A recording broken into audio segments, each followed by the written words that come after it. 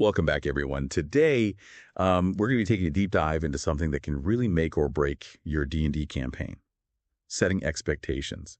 And a big thanks to Paul Bello, fine fellow over at LitRPG Reads, for his article that really got me thinking about this. Yeah. I've had campaigns go sideways because we didn't lay down the ground rules beforehand. One time I thought we were going for like a gritty, realistic war campaign, but another player showed up with a joke character, like a bard who only spoke in limericks. Oh, wow. It was funny at first, but the tonal clash really threw things off. So that's why I'm excited to have our expert here to help us unpack Paul's wisdom. What are your thoughts on why getting those expectations aligned is so crucial? Well, you hit the nail on the head with that story. It's like showing up to a black tie gala in your pajamas. It's just not going to work. D&D thrives on shared imagination. And that means everyone needs to be on the same page about what kind of story they're building together. Paul Bello calls this the foundation of fun. And I couldn't agree more. Think of it like building a house. You wouldn't start slapping on walls without a solid foundation, right? Right. Otherwise, the whole thing could collapse. It's the same with D&D. Without a shared understanding of things like tone, rules, and play styles, you're setting yourself up for frustration and disappointment down the line. Okay, so how do we build this foundation? Paul talks a lot about session 0. Is that the magic solution? It's definitely a crucial step. Session 0 is more than just character creation. It's a chance for the whole group to get on the same page. You can hash out things like, what kind of tone are we going for? Dark and gritty? Or lighthearted and comedic? What are our house rules? How do we prefer to handle combat? What happens if someone misses a session? You can even talk about things like communication styles. Do we prefer to stay in character during the game? Or is it okay to break character and talk about strategy? By addressing these things up front, you avoid a lot of potential headaches down the road. That makes total sense. It's like having a blueprint before you start construction. But let's be honest. Sometimes even with the best laid plans, things go awry. What happens when those expectations start to clash during the game? That's where open and honest communication becomes even more important. Paul highlights the importance of establishing good communication habits both inside and outside of the game. Things like session recaps, feedback forms, or even just quick one-on-one chats can work wonders. Imagine you're a player and you felt like your character wasn't getting enough spotlight in the last session. Instead of letting that frustration fester, you could send a quick message to the DM saying, hey, I'm really enjoying the campaign, but I'm wondering if we could find more opportunities for my character to shine. So it's about creating a safe space for players to voice their concerns without feeling like they're rocking the boat. Absolutely. And it's not just about airing grievances. These communication channels can also be used to celebrate what's working well, share ideas for future adventures, or just keep everyone engaged in the story even when they're not actively playing. I love that. It's about fostering a sense of shared ownership and collaboration. Speaking of ownership, one thing that always fascinates me is the concept of tone and theme in D&D. It can be so subjective. You're absolutely right. Establishing a clear tone and theme is crucial, but it's not always easy. Imagine a player who's expecting a lighthearted Indiana Jones-style adventure, but the DM is going for a dark, Lovecraftian horror vibe. You can see how that might lead to some awkward moments. Oh, yeah. A bard trying to pull off a witty one-liner while facing down a cosmic horror that's a recipe for disaster. Yeah. So how do you make sure everyone is on the same page when it comes to tone? Paul suggests being very specific during session 0. Don't just say fantasy. Talk about the kind of fantasy. Is it high fantasy with epic battles and noble quests? Or is it low fantasy, more grounded and gritty? Think about it like choosing a movie genre. If everyone thinks they're watching a comedy, but it turns out to be a horror film, someone's going to be very unhappy. So no jump scares in our lighthearted romps. Got it. Yeah. But what about the players who want to push the boundaries? Is there room for a little mischief even within a defined tone? There's always room for creativity and a bit of rule bending. But the key is transparency. If a player wants to introduce an element that might clash with the established tone, it needs to be discussed with the group. Maybe a player wants their character to be a prankster in a serious, high-stakes campaign. That could work, but only if everyone agrees to it and understands how it will impact the overall tone of the game. That's where those communication channels come in handy again. So we've talked about tone and communication, but there's another biggie that Paul emphasizes: rules. Yes. The bedrock of any good tabletop RPG. D&D has a pretty extensive set of rules, but even those are often open to interpretation. And then there are those infamous house rules. Now, those are a can of worms. Yeah. I once played in a campaign where the DM had a house rule that any critical fail on a skill check resulted in a permanent injury. Let's just say it made for a very tense game. That sounds intense. House rules can be a great way to customize the game to your group's preferences, but they need to be handled carefully. I think that's a great place to pick up in Construction, part 2 of this deep dive. You're right, that permanent injury rule sounds pretty wild. And it highlights a crucial point. House rules should enhance the game, not turn it into a nightmare of constant fear. Exactly. So for our listeners who might be new to this, can you explain what exactly are house rules in the context of D&D? It's simple, really. House rules are like customized tweaks to the official D&D rulebook. Think of them as the DM adding their own spice to the recipe. It could be anything from a slight alteration to how magic works to a completely new system for crafting items. Or even something as dramatic as that permanent injury rule you mentioned. So it's about striking that balance between sticking to the structure of the game while still allowing for flexibility and creativity. Right. Precisely. And the key is communication and agreement. Just like with tone and theme, house rules should be discussed openly during Session 0. Everyone at the table should understand and agree to the modifications before the game begins. That makes sense. It's about setting those expectations up front, just like we've been talking about. Mm. It's also about respecting the shared experience. Mm. You don't want one player feeling like they have an unfair advantage because of a house rule that no one else knew about. Exactly. And it goes beyond fairness. It's about ensuring that everyone is having fun and feeling like they're contributing to a shared story. Now, Paul Bellows' article doesn't just focus on the DM's role in setting expectations. He also talks about player responsibility. And I think that's a really important aspect that often gets overlooked.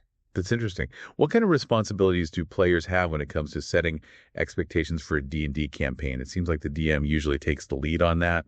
Well, think of it this way.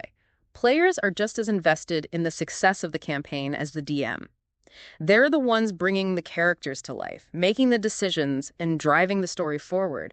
Their input is invaluable. Okay, I'm starting to see where you're going with this. Yeah. So it's not just about showing up with a character sheet and a set of dice. Not at all.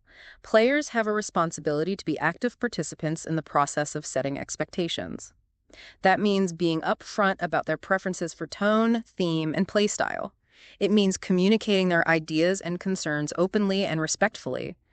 And it means being willing to compromise and collaborate to create a shared experience that everyone can enjoy. I see what you mean. If a player really hates horror elements, they should probably speak up before the DM spends weeks crafting a Lovecraftian campaign.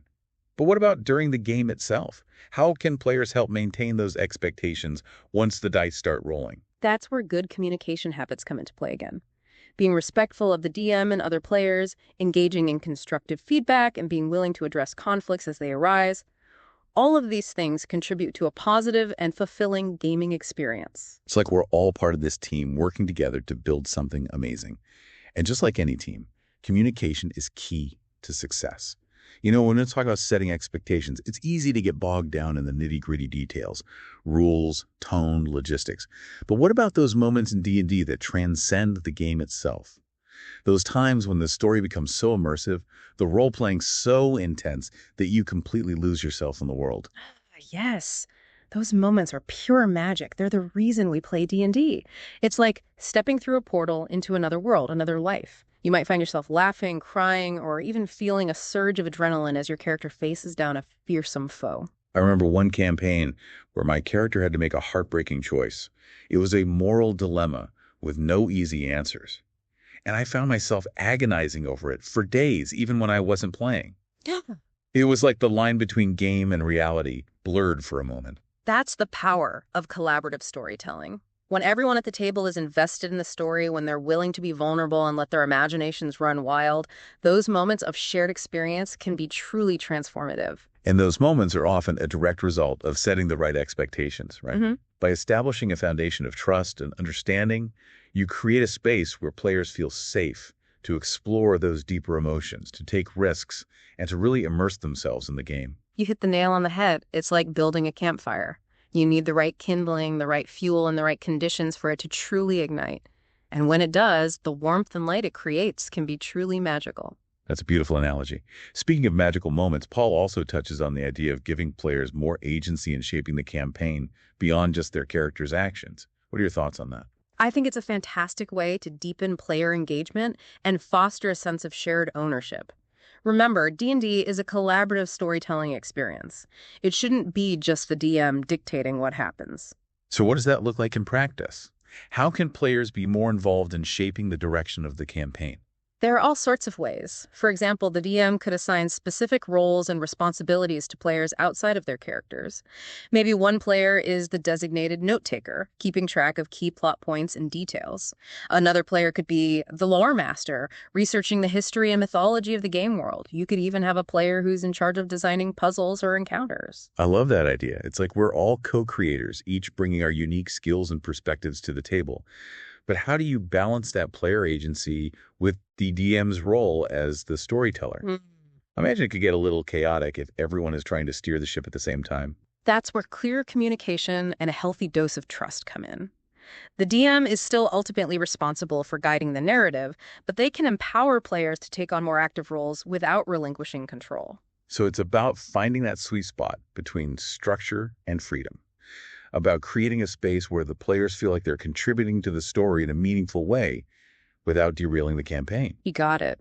And when you strike that balance just right, that's when the real magic happens. That's when you get those aha moments, those unexpected plot twists, those epic battles and heartwarming triumphs that you'll remember for years to come. That's what makes D&D so special, isn't it? It's a game where anything is possible, where the only limit is our imagination.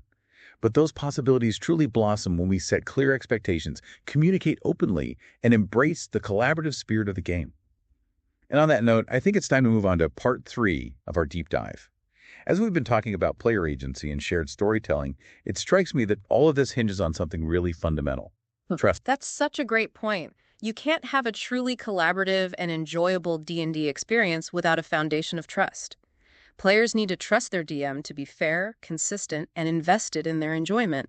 And the DM needs to trust the players to be respectful, engaged, and committed to building the story together.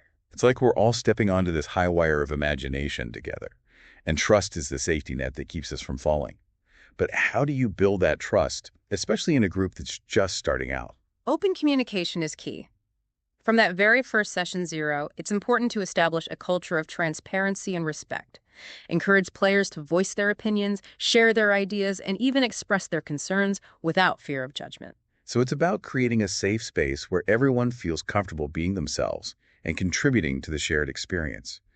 But what about those times when disagreements inevitably arise? How can you handle conflicts in a way that preserves that sense of trust? That's where having those pre-established communication channels comes in handy. Remember those session recaps and feedback forms we talked about earlier? Yeah. Those can be invaluable tools for addressing conflicts constructively. So instead of letting a disagreement fester and potentially poison the group dynamic, you have a structured way to address it openly and respectfully. That makes a lot of sense. But what about the bigger picture? How do you balance player agency with the DM's role as the storyteller? It seems like a delicate dance, trying to give players freedom while still maintaining a cohesive narrative. It is a delicate dance, but it's one that every good DM learns to master. Think of it like this. The DM creates the world, the setting, the overarching plot, the framework, if you will. But within that framework, the players have the freedom to make choices that shape their characters' destinies and influence the course of the story. So it's not about the DM controlling every detail. It's about creating a world that feels alive and responsive to the player's actions. It's about giving them choices that have real consequences, but not dictating exactly what those consequences will be. Precisely. It's about striking that balance between structure and freedom. And the more trust you have within the group, the more you can lean into that freedom. When players trust that the DM will respect their choices and weave them into the narrative, they're more likely to take risks, to think outside the box, and to really push the boundaries of what's possible within the game. And that's when you get those truly magical moments, right? Those unexpected turns of events, those epic battles that hinge on a single dice roll, those heartwarming moments of character development that leave everyone at the table feeling deeply connected to the story. You nailed it. Those are the moments that make D&D so much more than just a game. They're glimpses into another world, another life where anything is possible. And they're born out of that shared trust, that collaborative spirit that makes D&D such a unique and powerful experience. Speaking of powerful experiences, let's circle back to something we touched on earlier. Those transcendent moments in D&D when the game becomes more than just rolling dice and slaying monsters. Those times when the story touches us on a deeper level, when we connect with our characters and each other in a way that transcends the game itself. Those are the moments we live for. When the boundaries between player and character blur and you find yourself laughing, crying, or feeling a surge of adrenaline that mirrors your character's experiences, it's like the game becomes a conduit for exploring our own emotions, our own fears, and our own hopes. I had one of those moments in a recent campaign. My character had to make a difficult choice, one that went against her core values. And as I role-played that scene, I felt the weight of her struggle, the conflict between what she believed in and what she felt compelled to do. It was a powerful reminder that D&D can be a tool for self-discovery, a way to explore the complexities of human nature in a safe and imaginative space. And that's what makes D&D such a valuable experience, both for players and DMs. It's a chance to step outside ourselves, to explore different perspectives, to connect with others in a meaningful way. And those connections, those shared experiences, can stay with us long after the game is over. I couldn't agree more. It's like we're weaving this tapestry of stories together, thread by thread, and those stories become a part of who we are. Well, this has been an absolutely incredible conversation. I feel like I've leveled up my understanding of D&D expectations just by talking to you. Before we wrap up, any final words of wisdom for our listeners who are embarking on their own D&D adventures? Remember, the most important rule of all is to have fun. Embrace the unexpected, let your imaginations run wild, and never be afraid to tell your own stories. And always remember to communicate openly, respectfully, and with a healthy dose of trust. And a huge thank you once again to Paul Bello, fine fellow, for his insightful article that sparked this entire conversation. Be sure to check it out over at LitRPG Reads. And for our listeners, we want to hear from you. What are your biggest takeaways from this deep dive? What tips or strategies do you use to set expectations in your own D&D games?